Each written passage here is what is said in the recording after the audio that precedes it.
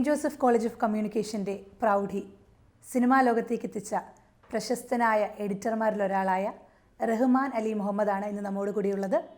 റഹ്മാൻ, നമസ്കാരം.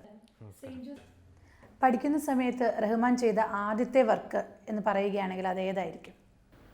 ആദ്യത്തെ വർക്കെന്ന് പറഞ്ഞു കഴിഞ്ഞാൽ ഞങ്ങൾ സീനിയേഴ്സും ഒക്കെ ആയിട്ട് ഒത്തുചേർന്ന് ചാത്തൻ എന്ന് പറഞ്ഞ് പണ്ടൊരു ഷോർട്ട് ഫിലിമിൻ്റെ ഒരു ട്രെയിലർ വീഡിയോ ചെയ്തിരുന്നു. അതായിരുന്നു ഞങ്ങളുടെ എല്ലാവരുടെയും തന്നെ ഈ കോളേജിൽ തന്നെ പുറത്തിറങ്ങുന്ന ആദ്യത്തെ വർക്കായിരുന്നായിരിക്കും അത്. അതെ, പ്രജീഷ് എഡിറ്റ് ചെയ്ത് അതായിരുന്നായിരിക്കാം ഞങ്ങളുടെ എല്ലാവരുടെയും ആദ്യത്തെ വർക്ക്. ചാത്തൻ ആക്ച്വലി ഞാനോ പ്രജീഷോ അല്ല എഡിറ്റ് ചെയ്തിരിക്കുന്നത്. അത് ഞങ്ങൾക്കതൊന്നും എഡിറ്റിംഗ് അറിയത്തില്ലാത്തതുകൊണ്ട് പുറത്തൊരാളെ കൊണ്ടാണ് എഡിറ്റ് ചെയ്യിപ്പിച്ചത്. അവിടെ നിന്നാണ് ഞങ്ങൾ എങ്ങനെ എഡിറ്റിംഗ് പഠിക്കാമെന്ന് വിചാരിച്ച് ഞാനും പ്രജീഷും കൂടെ, അല്ലെങ്കിൽ പ്രജീഷാണ് ശരിക്കും എന്നെ പഠിപ്പിച്ചതെന്ന് വേണമെങ്കിൽ പറയാം. പ്രജീഷ് ആക്ച്വലി എൻ്റെ സീനിയറാണ്, പക്ഷേ ഞങ്ങൾ ഒരുമിച്ച് താമസിച്ചിരുന്നു. അപ്പോൾ പ്രജീഷാണ് ശരിക്കും എന്നെ എഡിറ്റിങ്ങിലേക്ക് തിരിച്ചയാൾ. പ്രജീഷിൻ്റെ കൂടെയാണ് ഞാൻ സിനിമയിലേക്ക് എൻട്രി ചെയ്തത്. അങ്ങനെ എൻ്റെ ഒരു ലൈഫിലുള്ള എല്ലാ ഗ്രോത്തിലും പ്രജീഷ് എന്ന് പറഞ്ഞ ഒരാൾ കറക്റ്റായിട്ട് ഉണ്ടായിരുന്നു. എങ്ങനെയുള്ള ഫിലിമുകളോടാണ് റഹ്മാന് കൂടുതൽ താല്പര്യം? ആർട്ട് ഫിലിംസ് ആണോ അതോ കോർപ്പറേറ്റ് ഫിലിംസ് ആണോ? അതായത് എഡിറ്റ് ചെയ്യാൻ ഏത് തരം ഫിലിമുകളോടാണ് താല്പര്യം? എഡിറ്റ് ചെയ്യാൻ എനിക്ക് കുറച്ചും കൂടെ താല്പര്യം കൊമേഴ്ഷ്യൽ മൂവീസാണ്. കാരണം അതിൻ്റെ എക്സ്പോഷർ തന്നെയായിരിക്കും അതിനുള്ള മെയിൻ റീസൺ. പക്ഷേ തിരിച്ച് കാണാനാണെങ്കിൽ എനിക്ക് കൊമേഴ്ഷ്യൽ മൂവീസിനെക്കാട്ടിലും കുറച്ചും കൂടെ ആർട്ട് മൂവീസ്, ലോ പേസ് മൂവീസാണ് ഇഷ്ടം. കോളേജിൽ വെച്ച് ഉണ്ടായിരുന്ന സുഹൃത്ത് ബന്ധങ്ങൾ റഹ്മാനെ സിനിമാ ലോകത്ത് എന്തോരം സഹായിച്ചിട്ടുണ്ട്? ഇപ്പം ഈ കോളേജിൽ പഠിച്ചതാണെങ്കിൽ നീല്, പ്രവീൺ എന്ന് പറഞ്ഞാൽ പ്രവീൺസ് കറിയാന്ന് നമ്മുടെ സൂപ്പർ സീനാണ് ഫസ്റ്റ് ബാച്ചിലുണ്ടായിരുന്നത്. അതുപോലെ അജോ, തിങ്കൾ, അങ്ങനെ കുറേ പേരുണ്ട്. ടോണി, മാക്മിത്തിൻ്റെ ഓണർ ടോണി, അങ്ങനെ കുറേ പേര് ഒരുമിച്ചാണ് ഞങ്ങൾ സ്വപ്നം കണ്ട് സിനിമയിലേക്ക് ഇവിടെ പഠിച്ചത്. ആ സമയം തൊട്ട് ഞങ്ങളിങ്ങനെ സ്വപ്നം കണ്ട് നടന്നു. അതിൻ്റെ ഞങ്ങൾ ഒരുമിച്ചാണ് ഇതിനു വേണ്ടി പ്രവർത്തിച്ചു തുടങ്ങി. അപ്പം ഒരാൾക്കൊരു ചാൻസ് എവിടെയെങ്കിലും കിട്ടിക്കഴിഞ്ഞ് കഴിഞ്ഞാൽ അവിടെ എങ്ങനെ മറ്റൊരാളെയും കൂടെ കയറ്റാം എന്നുള്ളതായിരുന്നു എല്ലാവരുടെയും ചിന്ത. അങ്ങനെയൊരു പരസ്പരം സഹായത്തോടു കൂടി തന്നെയാണ് ഞങ്ങളെല്ലാവരും സിനിമയിൽ ഇപ്പോൾ എന്തെങ്കിലും ഒരു സ്ഥാനത്ത് നിൽക്കുന്നുണ്ടെങ്കിൽ അങ്ങനെ എല്ലാവരുടെയും കൂടെ സഹായമുള്ളതുകൊണ്ടാണ്. ഇല്ലെങ്കിൽ ഒരിക്കലും നമ്മൾ ഇൻഡിവിജ്വലായിട്ട് സിനിമയ്ക്ക് വേണ്ടി ഇറങ്ങിത്തിരിച്ചാൽ ഇപ്പോൾ ഈ 7 വർഷം കൊണ്ട് ഞാൻ ചിലപ്പോൾ ഒന്നും ആകത്തില്ലായിരുന്നായിരിക്കും. റഹ്മാനെ സംബന്ധിച്ചിടത്തോളം സിനിമയിൽ കയറിയിട്ട് ആദ്യമായിട്ട് ചെയ്ത ഒരു വലിയ വർക്കാണ് ജോ ആൻഡ് ദി ബോയ്. അപ്പം ജോ ആൻഡ് ദി ബോയിലെ എക്സ്പീരിയൻസ് എന്തായിരുന്നു? അത് ശരിക്കും ഞങ്ങളൊരു മങ്കിപ്പന് ശേഷം, മങ്കിപ്പനിൽ ഞാൻ അസോസിയേറ്റ് ആയിട്ട് വർക്ക് ചെയ്തിരുന്നു. മങ്കിപ്പന് ശേഷം ഞങ്ങളെല്ലാവരും അന്ന് തൊട്ടേ ചർച്ച ചെയ്തുകൊണ്ടിരുന്നൊരു സബ്ജക്റ്റായിരുന്നു ഇത്. ബേസിക്കലി നമ്മളിങ്ങനൊരു കോളേജിൽ നിന്ന് വന്നുകൊണ്ട് അനിമേഷനുമായിട്ടും അത്യാവശ്യം ബന്ധമുണ്ട്.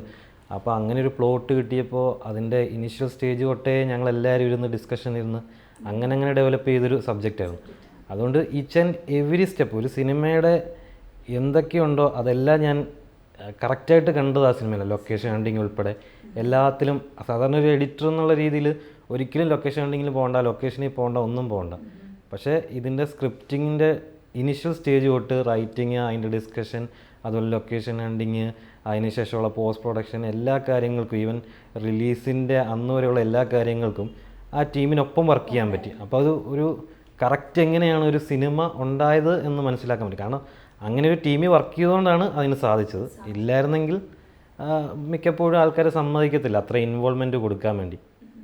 എൻ്റെ ഒരു കാഴ്ചപ്പാടനുസരിച്ച് ഒരു എഡിറ്റർ എന്ന് പറയുമ്പോൾ അദ്ദേഹം ഒരു മ്യൂസിഷ്യൻ ആയിരിക്കണം, ഒരു ആക്ടർ ആയിരിക്കണം, ക്യാമറയെ പറ്റി അറിവുണ്ടായിരിക്കണം. അപ്പം എല്ലാ മേഖലകളിലും കഴിവുള്ള ഒരാളായിരിക്കണം എന്നാണ് പറയുന്നത്. അപ്പോൾ റഹ്മാൻ്റെ ഒരു എക്സ്പീരിയൻസിൽ എന്താവണം ഒരു എഡിറ്റർ? അതെ, തീർച്ചയായും എഡിറ്റർ എന്ന് പറഞ്ഞാൽ second director of the movie എന്നാണ് പറയുന്നത്. ശരിക്കും ചില ആൾക്കാർ, ചില ഡയറക്ടേഴ്സ് പറഞ്ഞു കേട്ടിട്ടുണ്ട്, എഡിറ്റിംഗ് ടേബിളിലാണ് സിനിമയാകുന്നത്. ഷൂട്ട് ചെയ്ത് എന്ത് വേണമെങ്കിലും ഷൂട്ട് ചെയ്ത് വെക്കാം, എന്ത് വേണമെങ്കിലും എഴുതി വെക്കാം. പക്ഷെ അത് സിനിമയാകുന്ന എഡിറ്റിംഗ് ടേബിളിലാണ്. അവിടെ ആ സിനിമേനെ മോശമാക്കുകയും ചെയ്യാം, ഒരു മോശം സിനിമേനെ നല്ലതാക്കുകയും ചെയ്യാം. അങ്ങനെ ഒരു ഇതുണ്ട്. പിന്നെ നമ്മുടെ ഒരു സെൻസാണ് ശരിക്കും. എന്നുവെച്ചാൽ ഇപ്പം പറഞ്ഞാൽ മ്യൂസീഷ്യൻ ആകുന്നത് എന്തിനാണെന്ന് വെച്ച് കഴിഞ്ഞാൽ ഇപ്പം സിനിമയിൽ നമ്മൾ എഡിറ്റ് ചെയ്ത് കഴിഞ്ഞിട്ടാണ് RR ചെയ്യുന്നത്. അത് മാച്ച് ആണെന്നുണ്ടെങ്കിൽ നമ്മൾ ആ ഒരു സെൻസിൽ എഡിറ്റ് ചെയ്താലേ ഉള്ളൂ അവിടെ RR ചെയ്യുമ്പോൾ, റീ റെക്കോർഡിങ് ചെയ്ത് കഴിയുമ്പോൾ നമുക്കത് മാച്ചായിട്ട് തോന്നത്തുള്ളൂ. ഇല്ലെങ്കിൽ രണ്ടും രണ്ടായിട്ട് നിൽക്കും. അങ്ങനെ എല്ലാത്തിനെക്കുറിച്ചും ഒരുവിധമെങ്കിലും അറിഞ്ഞിരിക്കണം. ഇപ്പോൾ റഹ്മാൻ ചെയ്തുകൊണ്ടിരിക്കുന്ന വർക്കുകളെ പറ്റി ഒന്ന് പറയാമോ? ഇപ്പോൾ ഈ വർഷം നമ്മുടെ ഫോമർ സ്റ്റുഡൻ്റായ ജിയോ ബേബി ഡയറക്റ്റ് ചെയ്യുന്നൊരു സിനിമ ചെയ്യുന്നുണ്ട്. അപ്പോൾ അതിൻ്റെ പ്രീ പ്രൊഡക്ഷൻ വർക്ക് നടന്നുകൊണ്ടിരിക്കുകയാണ്. നെക്സ്റ്റ് മന്ത് ജൂലൈയിലോടുകൂടി ഷൂട്ട് സ്റ്റാർട്ട് ചെയ്യും. പിന്നെ കുറച്ച് കോർപ്പറേറ്റ് വീഡിയോസാണ് ഇപ്പോൾ ചെയ്തുകൊണ്ടിരിക്കുന്നത്. ഒരു ബാംഗ്ലൂരിലൊരു കമ്പനിക്ക് വേണ്ടി വർക്ക് ചെയ്യുന്നുണ്ട്. പിന്നെ എറണാകുളത്തൊരു കമ്പനിക്ക് വേണ്ടി വർക്ക് ചെയ്യുന്നുണ്ട്. അപ്പോൾ അതൊക്കെയാണ് ഈ കൊല്ലമുള്ള വർക്കുകൾ. എഡിറ്റിംഗ് മേഖലയിലേക്ക് കടന്നു വരാൻ ആഗ്രഹിക്കുന്ന പുതിയ തലമുറയ്ക്ക് കൊടുക്കാനുള്ള അഡ്വൈസസ് എന്തൊക്കെയാണ്? ഒറ്റ അഡ്വൈസേ ഉള്ളൂ, ഹാർഡ് വർക്ക് ചെയ്യുക, നല്ലപോലെ വർക്ക് ചെയ്യുക, അതിന് പിന്നെ റിസൾട്ട് എന്തായാലും ഉണ്ടാവും. അതെ, കോണ്ടാക്ട്സ് ആണ് സിനിമയിൽ ഏറ്റവും പ്രധാനം. അപ്പോൾ അത് ബിൽഡ് ചെയ്യുക. റഹ്മാൻ ഭാവിയെപ്പറ്റി ആലോചിക്കുമ്പോൾ എഡിറ്റർ ആവണമെന്ന് തന്നെയുള്ളതാണ് ആഗ്രഹമെന്ന് എനിക്കറിയാം. അപ്പോൾ ആ ഭാവിയിൽ എങ്ങനെ ഒരു എഡിറ്റർ ആവണമെന്നുള്ളതാണ് റഹ്മാൻ്റെ ആഗ്രഹം? ഒരു സിനിമയെങ്കിലും, എൻ്റെ ഒരു ആഗ്രഹം അങ്ങനെയാണ്, ഒരു സിനിമയെങ്കിലും കണ്ടിട്ട് ഒരാളെങ്കിലും പറയണം ഇതുപോലെ സിനിമ എഡിറ്റ് ചെയ്തിരുന്നെങ്കിൽ എന്ന് വേറൊരാൾ ആഗ്രഹിക്കുന്നൊരവസ്ഥ. അതാണ് എൻ്റെ ഒരു ആഗ്രഹം. റഹ്മാൻ്റെ വിശേഷങ്ങളും സിനിമാ വിശേഷങ്ങളും ഒക്കെ ഞങ്ങളോട് പങ്കുവച്ചതിന് ഒത്തിരി നന്ദിയുണ്ട്.